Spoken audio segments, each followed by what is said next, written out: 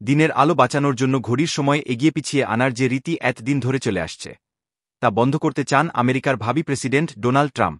তার নিজস্ব সমাজমাধ্যম platform truth সোশ্যালে একটি পোস্ট করে এই কথা জানিয়েছেন ট্রাম্প। তার দল রিপাবলিকান পার্টি এই প্রথা মুছে ফেলতে আগ্রহী বলে জানিয়েছেন তিনি। ট্রাম্পের মতে day light saving time DST এর রীতি যথেষ্ট অসুবিধাজনক এবং ব্যয়বহুল। ট্রাম্পের নতুন জমানায় ফ্লোরিডার সিনেটর মার্কো রুবিওর মতো কট্টর ডিএসটি নীতির বিরোধীরা রয়েছেন। মার্কোকে নিজের পররাষ্ট্রমন্ত্রী হিসেবে মনোনীত করেছেন ট্রাম্প। ইলন মাস্ক এবং বিবেক রামস্বামীও ডিএসটির বিরোধী। মাস্ক এবং রামস্বামীর উপরে ট্রাম্প ডিপার্টমেন্ট অব গভর্নমেন্ট এফিসিয়েন্সির ভার ন্যস্ত করেছেন। সরকারের খরচ কমানোর নানা পন্থা বাতলানোর দায়িত্বে রয়েছে এই উপদেষ্টা দফতর। দিনের আলো সবচেয়ে বেশি কাজে লাগিয়ে বিদ্যুৎ ও জ্বালানির খরচ কমাতে বিশ্বের 1/3 দেশে এই ডিএসটি রীতি চালু রয়েছে।